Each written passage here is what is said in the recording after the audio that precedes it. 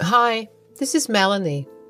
I'm 30 years old and I work as an editor in New York City. I had a husband, but now we're really not on terms. This was a sudden thing that happened between us and something that had to do with his parents. The main reason was his betrayal. We're still working on our divorce. He has not come to terms with it, but I don't give a rat's ass anymore. He was working as a bartender in a renowned restaurant. For privacy reasons, I won't be mentioning the names of the places we work at. He was in his own lane and I was working as an intern at the time. So, feeling independent, I wanted to take my parents to a fancy restaurant, and this one was very near to where I lived. How convenient, isn't it? Well, now I wish I had chosen a different restaurant. My parents were very happy for me. I was always an underconfident girl, so the fact that I got a job in New York as an intern writer really changed my perspective. They were hesitant at first, but when I assured them, they agreed. New York is a big city, and somehow, with the favor of luck, I managed to find a second-hand apartment. The man was really old and he wanted to give it away before going to his daughter's place in Michigan. This felt like my calling because, weirdly enough, I'm from Michigan too. The place was a 3-bedroom apartment. It was pretty decent and neat. The amazing fact was I got it for cheap. The restaurant where Greg used to work was a 20-minute drive from there. When we reached, there was a party going on, some rich person's birthday. Thank God I booked 3 reservations or it would have been really embarrassing for me. The place was cozy and there were many people, but we had a really private compartment just for ourselves. We were having a casual chit-chat about work and life when suddenly a waiter came and handed out drinks to the 3 of us. When I asked the waiter who gave it, he simply pointed me at a counter. I looked and saw a tall, charming blonde man. He was serving drinks and talking to other people. At first, I didn't pay much attention, but later I noticed him making eye contact with me. I don't know why I was blushing, but I did anyway. My parents understood the vibe and they nudged me to talk to him and that they would sit here and enjoy themselves. I was shy, but I went ahead to the counter. He was very attractive, at least to me. So, how much for the extra drinks? We didn't really order this. It's on the house, ma'am. That's really sweet of you, but I don't really need anything free. I'll pay for it.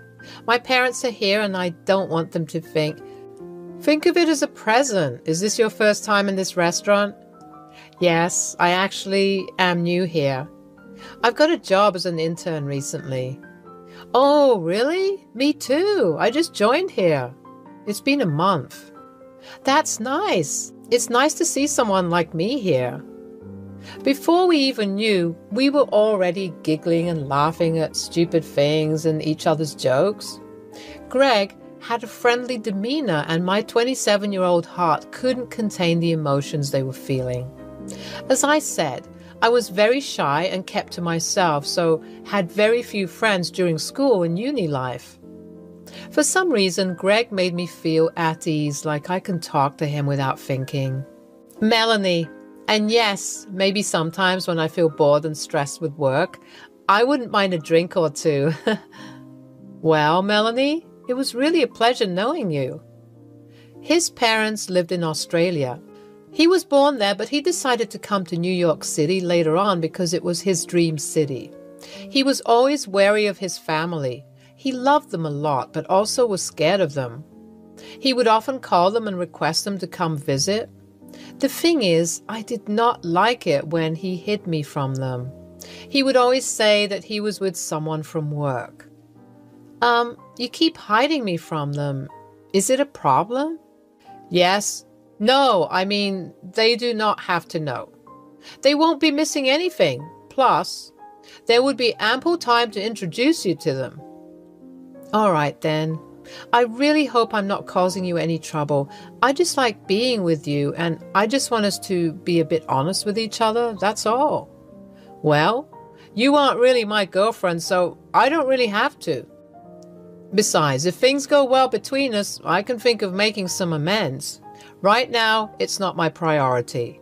Those words stung me like thorns on the rose. I mean, I know we weren't a thing at that time, but he gave me all those mixed signals that really confused me.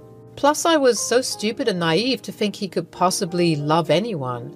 Then again, he would take me to nice places and show me around whatever he had explored when he came to this city.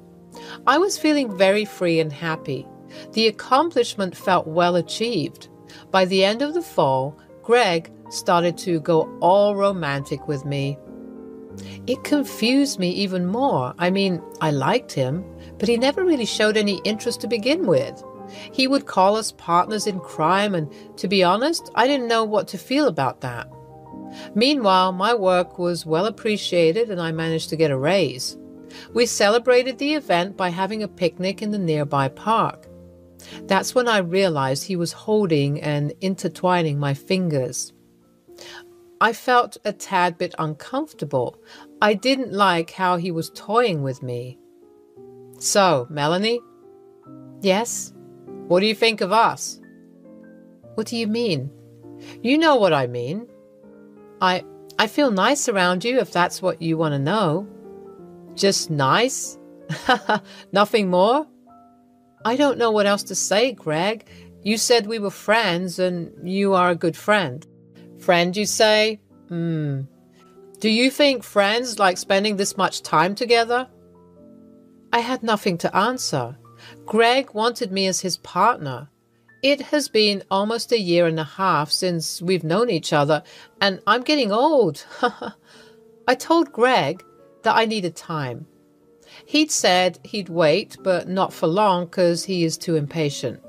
He moved in with me soon after, and it started to feel like the real deal.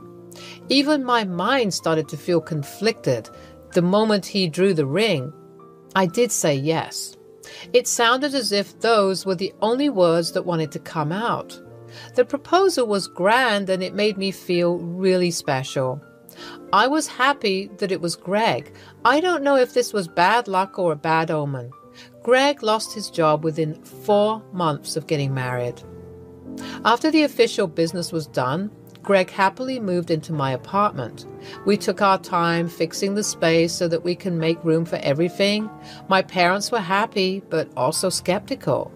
I mean, why wouldn't they be?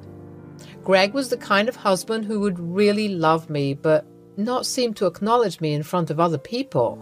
There were times when we went to parties and he would let me go to hang out with his friends. He would not really introduce me until I made the move. He still wouldn't tell his parents. So, babe, shouldn't we let your family know once? Yes, in time. Not now. Why are you always in a hurry? Again? Why not? Jesus, Greg, this is too much. Don't you think? What is wrong with us?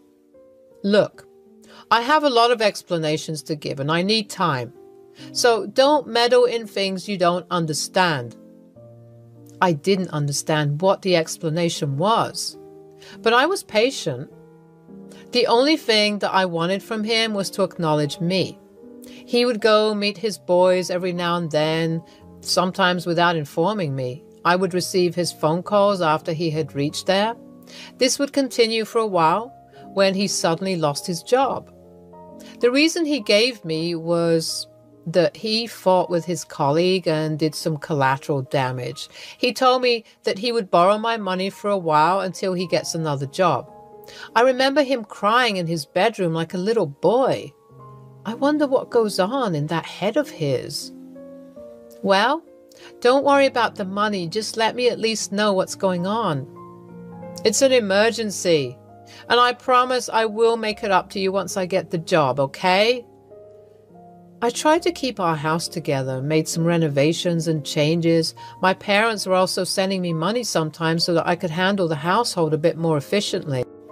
I was happy to feel independent, but you see, sometimes money can get spent very quickly.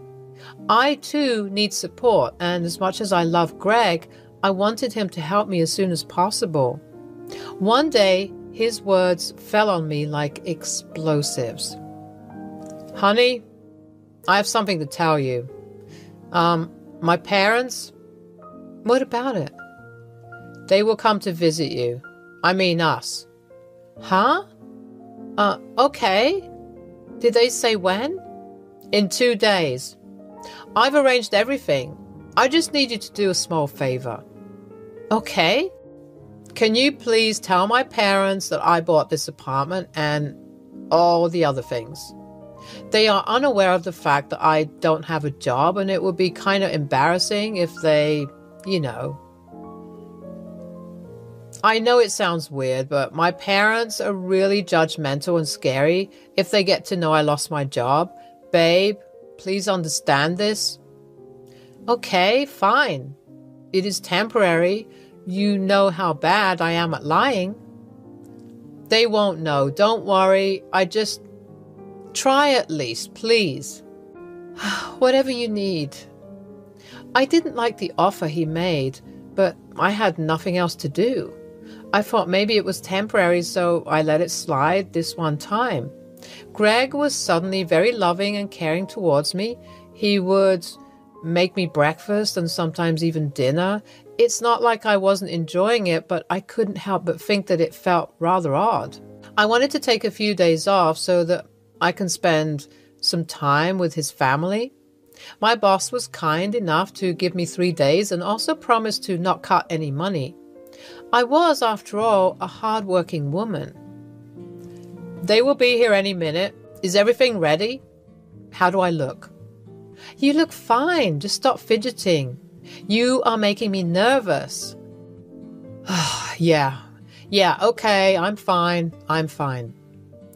The cab reached in front of the apartment gate around the afternoon. I was very nervous, but I knew that I had to be my very best self in front of them. They came upstairs looking very stern and serious. I had never met someone who would look as intimidating as his parents. They were tall and blonde just like him, but their faces had a disgusted expression. Once they entered the room, they were rather pleased. They scanned every nook and cranny of the place as if they were judging the household that I so dearly built.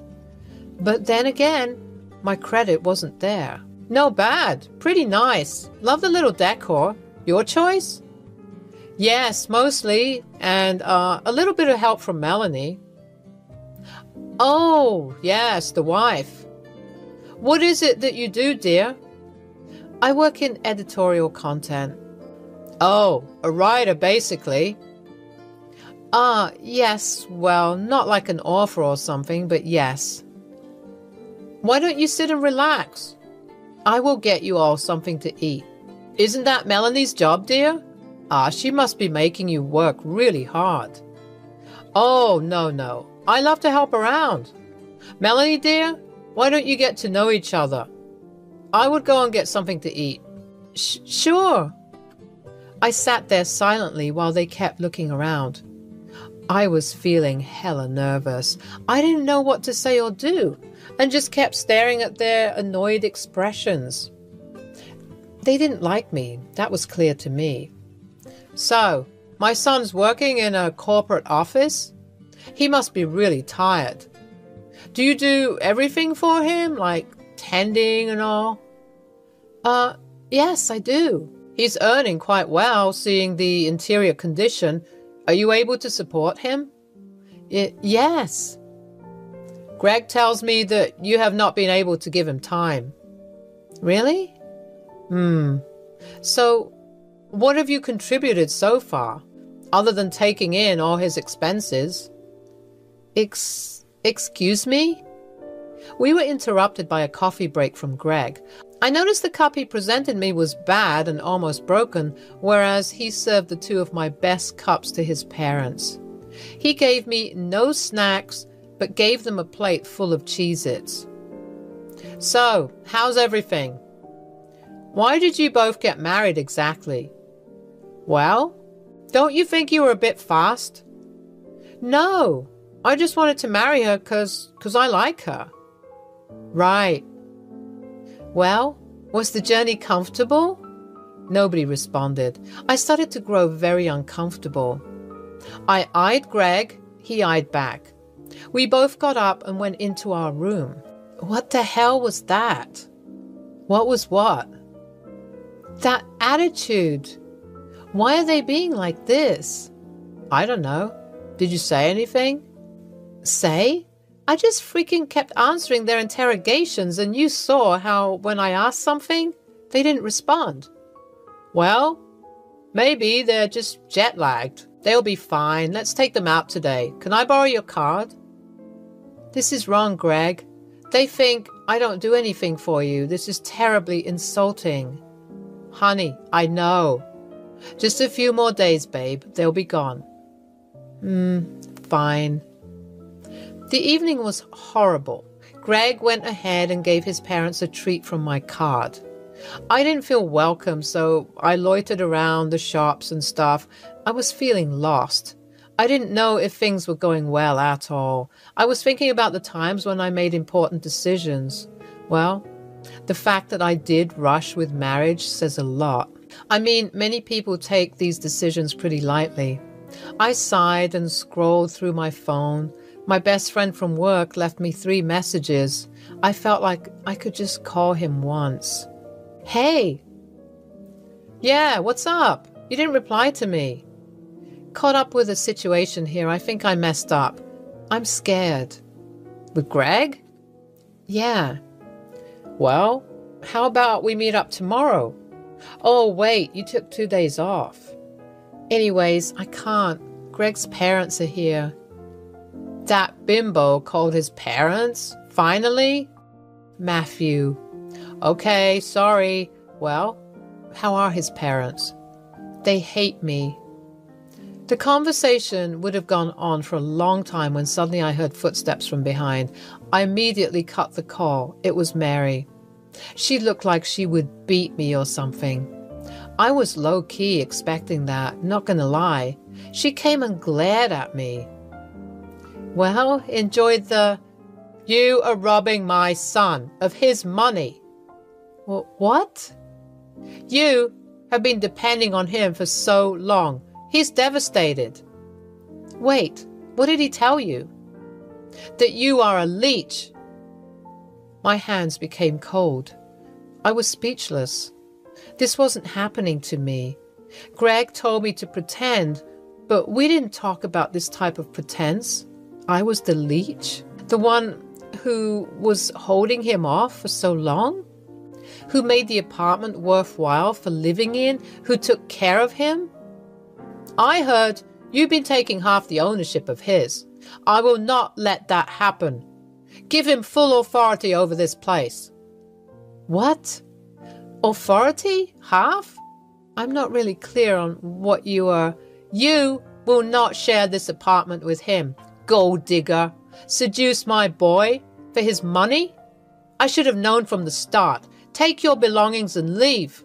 We do not approve of this marriage. I looked behind her to see Greg and my father-in-law chatting and smiling at each other. Tears were filling my eyes. My anxiety rose to its peak. I could feel my throat drying up, but I knew I had to cover for Greg until I got the chance to speak to him. I smiled at him, and he didn't return it. We head back. I was really exhausted. I wanted to speak to him, but he was still talking to his parents. Once it ended, he came to the living room and switched on the TV. I sat beside him. So, can we leave the pretense? Just for a little while? Sure. I love you. Me too. So, whatever you cooked up with your family, it is temporary, right? Look, Melanie, maybe you should go back to Michigan for a while till I figure this out, okay? My parents are going to stay for a while. What are you saying? You heard me. That was it. The last conversation I had. He gave me silent treatment no matter how much I questioned him. He didn't budge. He just went silently to bed. I was crying all night at Matthew's place. His wife was really sweet to give me a space to stay for the night. I was kicked out of my own house. Matthew was dumbfounded by the situation. You do know that you still have the power to destroy his life, right? He's still jobless, using your card. Yes. Look, give him the ownership of the apartment. After all, he won't be able to pay the bills. The debt will kill him. But what if he refuses to take the offer? He is so dumb. He will. He thinks he can get away with it. What about our marriage? Are you kidding me? You still want to stay with that turd after all this? Please, you deserve better. I had a thorough discussion with Matthew about what to do next. It was a difficult execution, but if I pulled it out well, this would work.